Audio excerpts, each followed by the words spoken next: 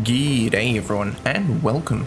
Today we're going to be taking a look at some of the new tanks that have been announced to be included in the Holiday Ops 2024 for the end of this year. Now there's a whole lot of new vehicles that Williams actually gone ahead and announced to us, so I'm not quite sure how all of these vehicles are going to be announced as of the time I'm recording this, but this will all be announced very shortly. So first off, we've got the Tier 9 German Tiger Mouse, the Tier 9 Soviet heavy tank, the Object 752, the Tier 8 Japanese heavy tank, the Type 63. We've also got the Tier 8 American tank destroyer, the XM66F. We've also got the Tier 5 medium tank from America, the ARMT, the Tier 5 American light tank, the Chaffee 594. And finally, we've also got the Tier 3 British light tank, the A7E3, as well as the Vickers 6-ton from China. So that's all the new vehicles that have been announced to us so far, and I'm going to cover over the next couple of videos, obviously the Tiger Mouse, as you can see here in the background, the Object 752, the Type 63, and the XM66F. If you want to get some info on, say, some lower tier vehicles, feel free to have a look at some fellow community contributors, as they'll be covering plenty of that content. Now, talking a bit about the Tiger Mouse, what have I got to say about this vehicle? I like it and I don't at the same time. The number one reason why I don't like it, you can see on screen, is any shot that penetrates your lower plate, you'll lose your engine. And that's probably been the most frustrating thing for me when it comes to actually playing this vehicle, is I've just been losing my engine consistently. Now, how is this tank built? Well, it is built exactly as you can imagine. It is how should I say this? A lengthened Tiger 2 hull with a mouse type turret stuck on the back of it. So what does that mean? It obviously means that the tank is built around having some good armor, and for the most part, it pretty much does actually have some fairly good armor. Like, we're talking like 200mm of frontal hull armor, we're talking like 300mm of frontal turret armor, which is obviously fantastic. But that lower plate, man, it's just been super weak for me, and the limited mobility that you already have with this thing, like, according to what the statistics of this vehicle, it's meant to go up to 32 kilometers an hour forward and 16 backwards, with like a power to weight ratio of like exactly 10 without any modifications attached to it. But it even struggles with that, and when it comes to especially looking at like when your engine gets absolutely nuked, yeah, it doesn't do you any favors whatsoever. So the mobility on this thing is practically non-existent. Now, how have I found the armor? As I was saying, the lower plate is extremely weak on this vehicle, but if you do manage to side scrape this vehicle or even get yourself into a bit of a hold down situation, for the most part, the armor does work out.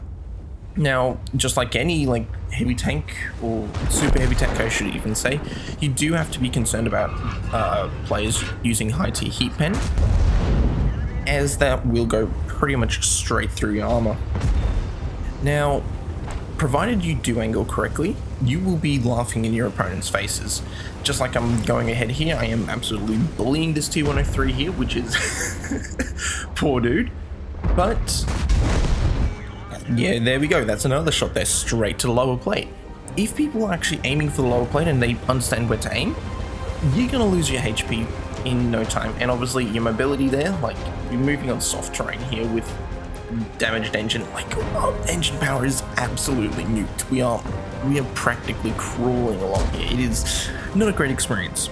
But what are some of the other things to note about this tank? Well, the gun here is actually 530 alpha damage, which is actually really quite nice for a heavy tank of this tier. So 530 alpha, awesome, especially like when you're versing lower tier opponents like your tier 8s, and if you, for some reason, you do manage to verse tier 7s, you will be wiping like half to a third of their hit points in a single shot, which is hilarious.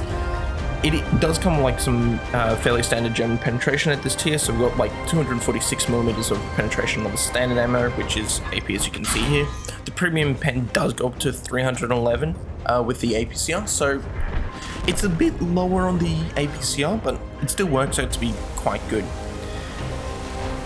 The shell velocity is not bad either as well. I mean, we are talking here about 920 meters a second on the standard, and we go up to, what is that, 1150 on the premium.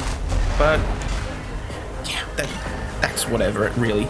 The dispersion, it may not be the greatest when you're stock. It does come with a stock 0.35 dispersion, but if you do improve that, you can get down to like 0.33, 0.32. My maxed out build here is actually running dispersion with like 0.31, so you can actually fairly reliably hit opponents at those kind of like longer ranges, which is really quite nice.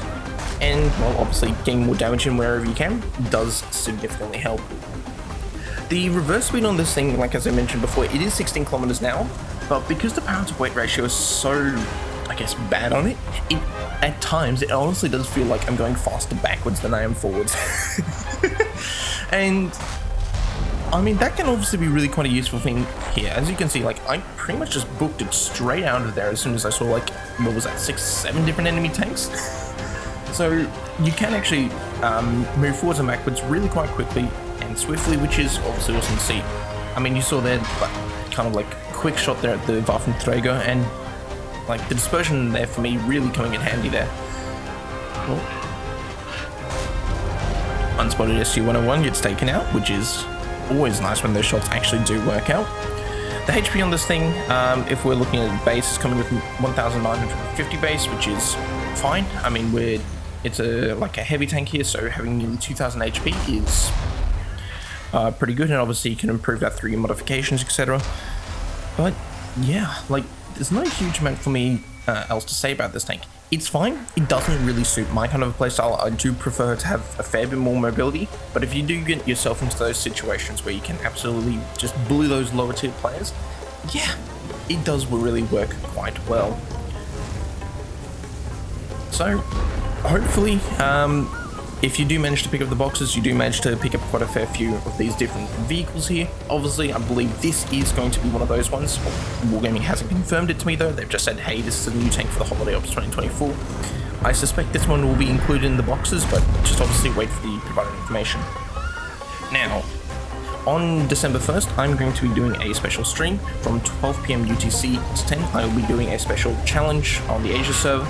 A link will be provided in the description to the challenge, where you can earn up to 7,500 gold from a 15,000 gold prize pool. So come join me on stream on December 1st at 12 PM UTC plus 10 for your chance to win from a 15,000 gold prize pool. And unfortunately, that's Asia server only.